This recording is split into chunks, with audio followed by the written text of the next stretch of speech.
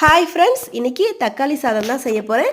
குக்கரில் 2 டீஸ்பூன் எண்ணெய் விட்டு காஞ்சதும் 1/2 டீஸ்பூன் கடுகு, 1/2 டீஸ்பூன் சோம்பு, ஒரு கொத்து கருவேப்பிலை, ஒரு பெரிய வெங்காயம் நீளவாக்கில் கட் பண்ணி சேர்த்து வதக்கிக்கலாம். 3 பச்சை மிளகாயை கீந்து சேர்த்துக்கலாம். 1 டீஸ்பூன் இஞ்சி பூண்டு விழுது சேர்த்து வதக்கி விட்டுட்டு 4 தக்காளி பழம் பொடியாக நறுக்கி சேர்த்து வதக்கிக்கலாம். 1/2 டீஸ்பூன் உப்பு சேர்த்து வதக்கும் போது சீக்கிரம் வதங்கி வந்துடும்.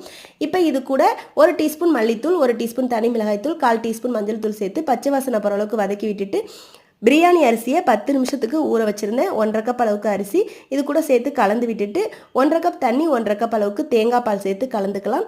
உப்பு ஒரு தடவை பார்த்துட்டு திரும்பவும் ஒரு 1/2 டீஸ்பூன் சேர்க்குறேன். கலந்து விட்டுட்டு 1 டீஸ்பூன் மட்டும் நெய் சேர்த்து நல்லா கொதி வரணும். கொதி வந்த பிறகு குக்கர் மூடி போட்டு வெயிட் போட்டு 2 விசில் மீடியம் ஃப்ளேமில் விட்டு எடுத்துக்கலாம். 2 விசில் வந்து ப்ரெஷர் நல்லா இறங்கிடுச்சு. சாப்பாடு சூப்பராக ரெடி ஆகிடுச்சு. இப்போது நறுக்குன மல்லித்தலையை மட்டும் தூவி எடுத்துக்க வேண்டியதான். ரொம்ப சூப்பரான தக்காளி சாதம் ரெடி ஆயிடுச்சு. நல்லாயிருக்கும், ட்ரை பண்ணி பாருங்கள்.